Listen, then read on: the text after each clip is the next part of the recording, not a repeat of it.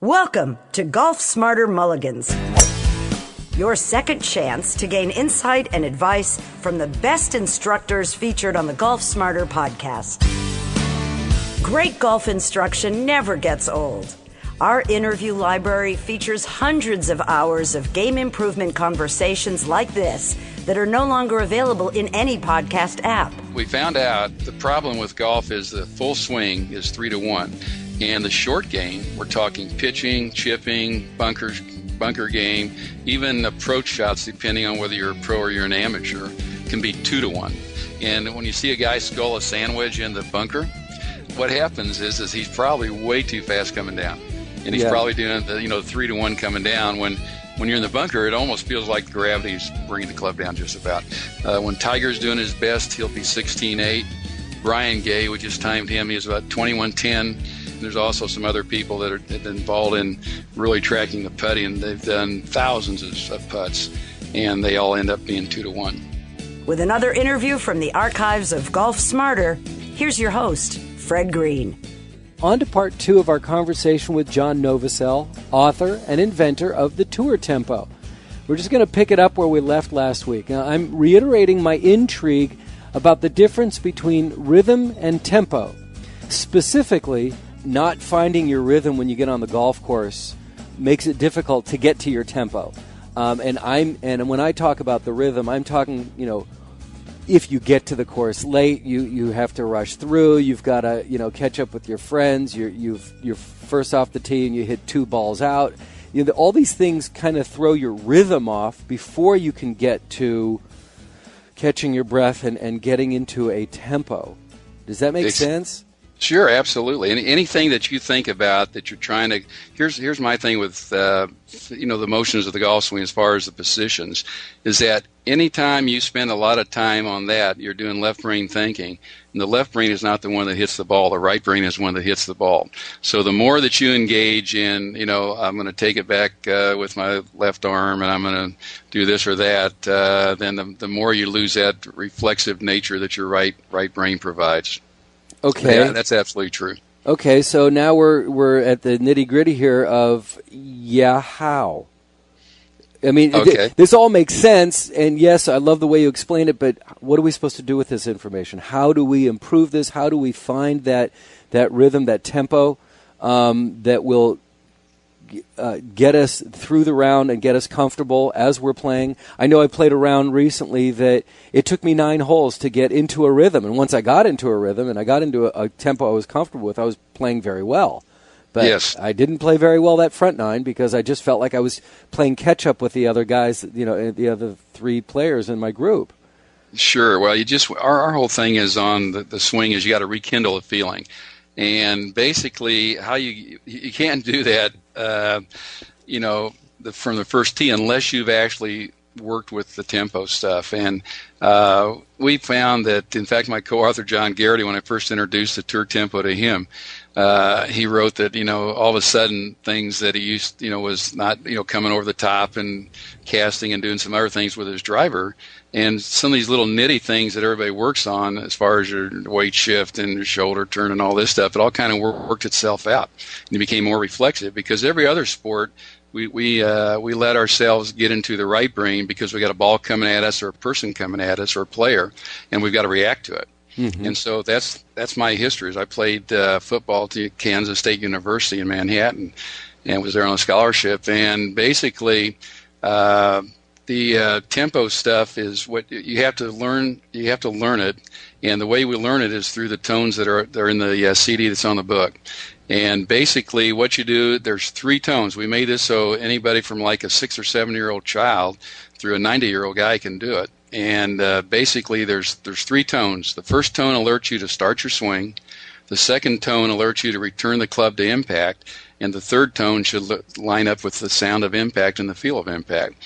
And these run over and over. They're based music based, and so you get a rhythm going and a tempo going. And it makes it's the simplest thing in the world. And all of a sudden you're swinging to the tempo of the tour pros, and so that's what it's so simple. It's one of that KISS thing, keep it simple. Mm-hmm. So now the book here, Tour Tempo, Golf's Last Secret, finally revealed.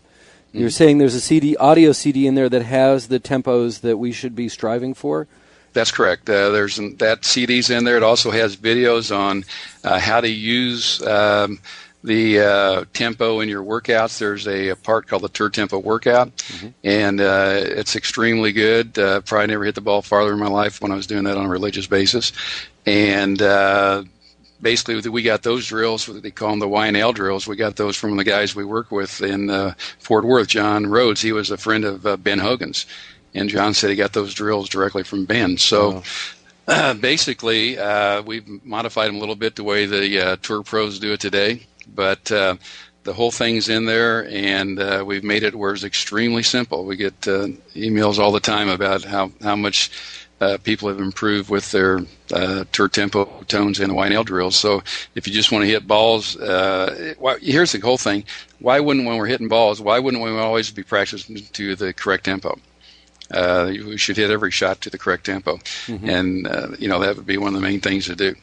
Now, when you refer to correct tempo, are there correct tempos for various level of skilled players? For instance, somebody who's a 5 handicap, is that going to be a different tour tempo than the 25 handicap player? Yeah, that's a good question. Basically, yes. The 25 handicap, even if he's 25, he should work on the tour tempo tones, because here again, we believe after the last 10 years that it's a fundamental of golf. So if I've got a 25 handicap, a 5 handicap, or if you're a player like Padraig Harrington who's been using this stuff for about 3 years, you still want to go to the tones. It doesn't make any difference. It's a fundamental, so you should practice it just like you practice posture, grip, and alignment.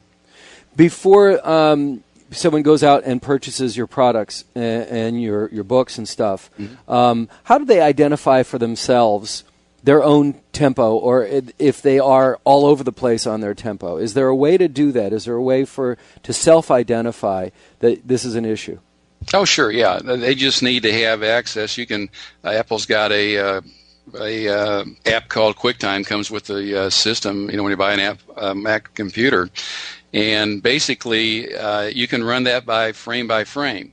And so what you do is you just take video of your swing, put it into QuickTime format, stick it on your computer, and then you can advance it frame by frame. When the club first starts away from the ball, that's the first frame. And you time that and see how many times it takes till you get to the top.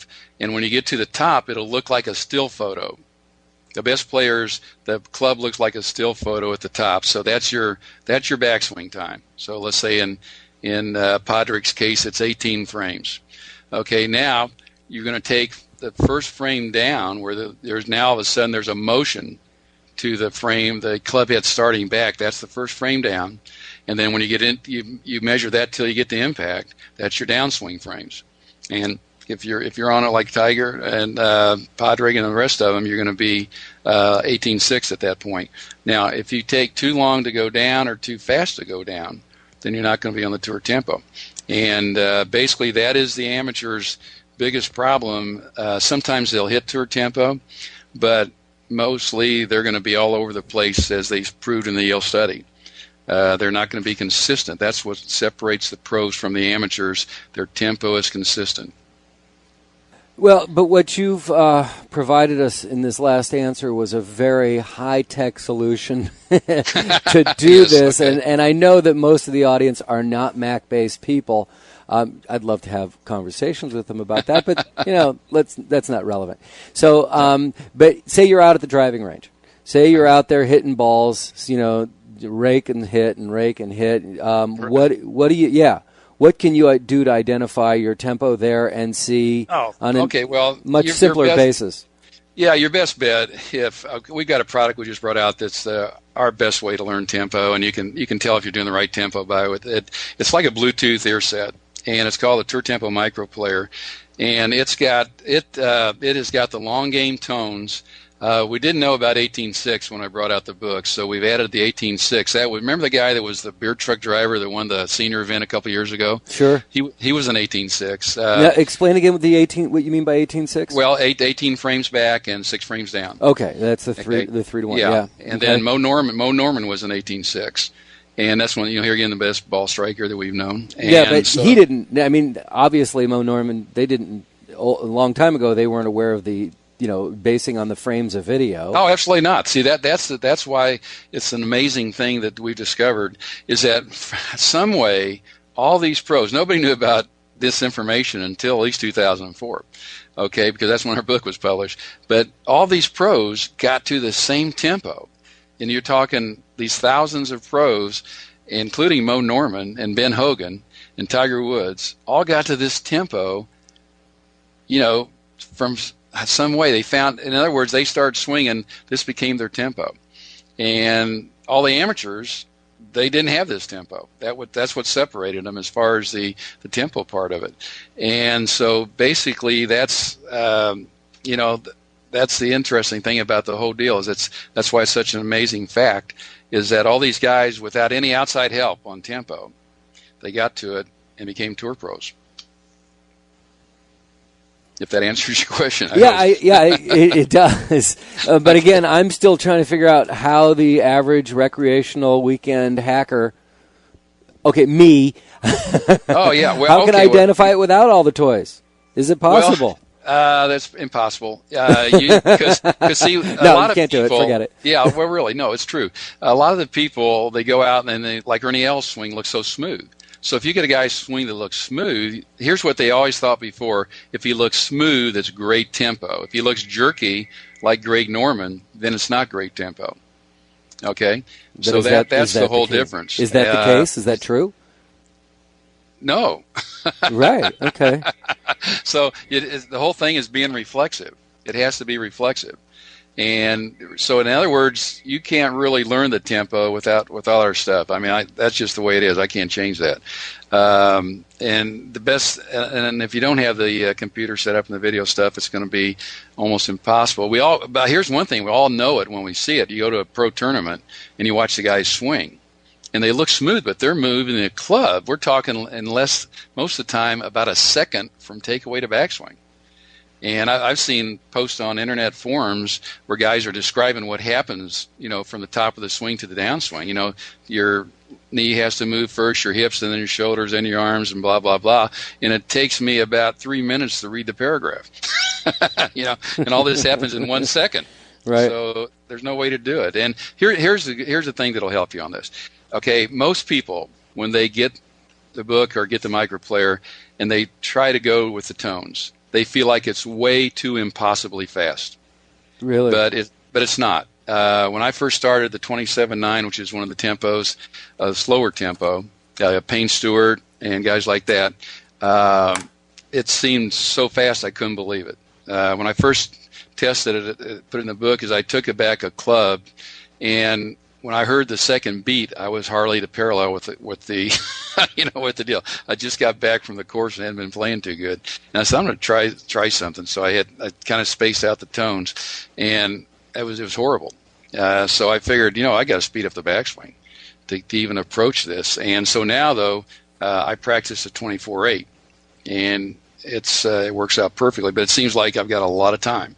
So it's all kind of relative. It's very relative on this, so that people can start there. And the other thing is that I think we'd mentioned before about age. I don't know if you watched the Players' Championship at Eastlake last year, but there's a guy named Mary Ball. He's 90-some years old. He actually saw Bobby Jones, or was a member. I think he was the last living member of the Eastlake Club. And he had the honorary tee off, and he actually swung at 24.8. Wow. So if you're 90 years old, you don't have an excuse. And, and so anybody can learn it, and it's very simple how to do it. So, well, I don't know. Now I'm a little skeptical. I'm sorry to do this to you. I'm a little skeptical. It sounds like you're saying that there is no way to identify how to do it unless you're using your product. Well, no, you could use. Or you have a whole big video set up hooked up to a Macintosh. Yeah, if you have the video set up. But there's not that I know of. I'm trying to figure. I mean, if you see the human eye and the brain, you're not going to be able to tell. I mean, you can tell when somebody's doing, obviously, taking it back in a ratcheting fashion when they're going way too slow. I can tell that now after watching, thousands of swings, both on the range and on video. But basically, the ratio itself and cutting it down to, hey, remember, one frame is 33 thousandths of a second. Now, I don't know. We've also got in the CD. Not only the piano prompts, the tones, but we have voice prompts. And so we use swing to start the swing, set where you start back to the ball with the club, and through when you hit the ball. So it's like swing, set, through. That's how fast the swing goes. Okay? So now the problem is, as humans, we can't tell if you're just going to watch it by eye. I mean, we know when we see it. If you watch a tour pro and put him up against an amateur, we can tell the difference. But you still, if you got just an amateur swinging, you can't. It's too fine. It's too fine. We don't have that kind of a timing system in our brains. So you're saying the optimum on the 3-to-1 would be 27.9, 24.8. Is that? Yeah, 24.8, 21.7, 18.6. Now here's the other thing about it's tempo 3-to-1. No matter how fast it is, it's 3-to-1.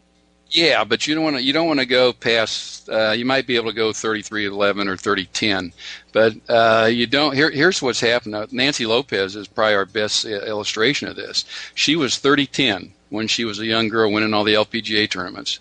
Okay, today she's like 46.10 or 11. It's 12, maybe something like that. So what she's done is, you can't tell on her swing, and that's why she's not playing anymore. Her tempo is she's not doing a reflexive swing. She's just letting the club sit up there and then swinging the club from the top with no reflex action. And so basically on her you can tell, but on those are extreme cases. Just like the guy that came in was 58, so she's kind of in that category. And it's a shame because when she was doing 30-10, she was very reflexive and won all the tournaments.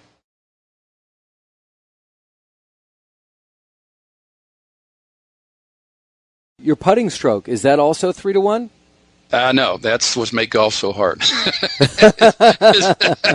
I wasn't really too worried about the putting stroke. I've always been a fairly good putter. But we found out when we did the research for the micro player is that the problem with golf is the full swing is 3-to-1.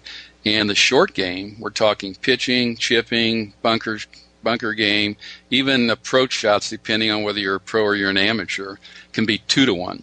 Oh. And so, yeah. And well, you just threw a huge curveball here. I'm glad I asked. Exactly. And that here again, that's what makes it so tough. And when you see a guy skull a sandwich in the bunker, I've never seen that. Oh, you've probably never seen that. Yeah, exactly. Right, exactly. Well, what happens is he's probably way too fast coming down. And he's probably doing the 3-to-1 coming down. When you're in the bunker, it almost feels like gravity's taken. You should feel like gravity's bringing the club down just about. But we have the 2-to-1 tones on our micro player. We put those in. There's 4 different 2-to-1 tones. When Tiger's doing his best, he'll be 16.8. Brian Gay, we just timed him. He was about 21.10. I'm trying to think of other guys, good putters. Anyway, they're all going to be 2-to-1. And as I find out from this information, there's also some other people that have been involved in really tracking the putting. They've done thousands of putts, and they all end up being 2-to-1. And here again, it needs to be reflexive, though. You can have these ratios and not be reflexive, and that's not going to be tour tempo. It has to be a reflexive. You have to react to that second beat, and when you react to that, that gets your whole body moving in an appropriate manner.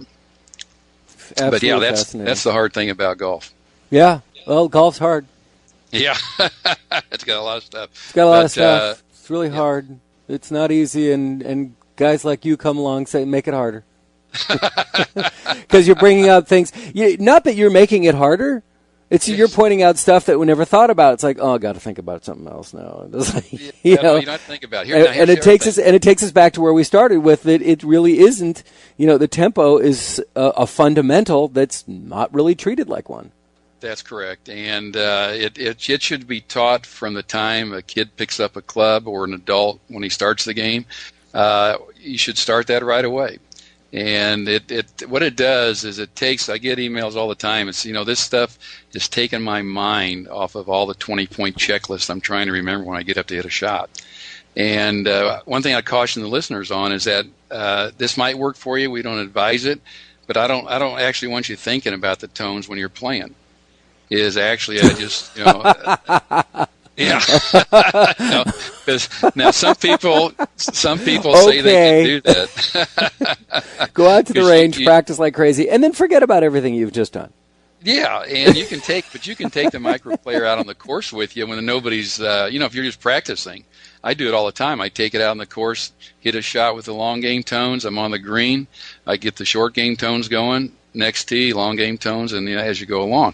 But you can't turn that in on, for a USGA handicap purpose or in a tournament. But you can practice like that, and you always should practice it when you're hitting balls. But you don't want to be thinking about it. Then it becomes intrusive, just like your 20-point checklist. Yeah.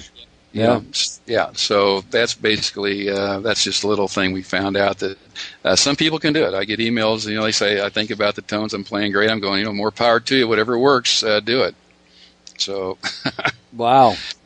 So tell me the website that you guys have and where we can find out more about Tour Tempo and all your teachings. And it's just tourtempo.com. Okay. And that's got all of our stuff on there. And if you go there, we got just a ton of information about the tempo, all the different press reviews we've got. The Yale study just goes on and on. And you have just instruction, or it's mostly about the products? Mostly about the products, and then my son's got a great blog. He's a Remax long drive guy. He's about 6'1", 165, and he actually hit it 402 in a Remax competition a couple summers ago. He had an ACL operation, so he's just recovering from that, but he's back now hitting at 370, 380 all the time. So 402? 402 in competition? Yeah, in a Remax. And he's only 6'1"? 6'1", 165 pounds. So that's all club head speed? That's the secret of the game. Club head speed properly applied with the correct tempo. And basically he's got a great blog. It's called golfstrong.com, and then you can access it from our website. And he's a nut on all the stuff. We held a school in Phoenix, and he stopped by a 3D measurement place, and we had a lot of fun with all that stuff. But basically, his club head speed is up over 140 miles an hour. And and basically when we started this years ago, his club head speed was probably about 107. That's with a driver. So you can increase your club head speed. We've got quite a few long drivers using the tempo and our speedball equipment. So basically, we're nuts on club head speed and distance, so and consistency. If you have to have a consistent swing to get all that stuff to work great for you. Right. So finding that tempo, finding that rhythm for yourself is the key to being consistent. Absolutely, it makes perfectly good sense. If I take the same time, back swing and down swing every shot, I'm going to be consistent. Yep. And as long as you keep it in the 3-to-1 range and not be all over the place. That's right. That's good. Yeah, absolutely. Very cool stuff. Thanks. You are really a geek on this stuff, aren't you? Yeah. Well, that's why I said I'm probably a Mo Norman instructor, because nobody else would spend the time I've spent on it. Very good. John Novosel, tourtempo.com. Thanks so much for your time. This is really a lot of fun. I appreciate the insights. Fred, glad to be here, and I look forward to maybe being on the show again.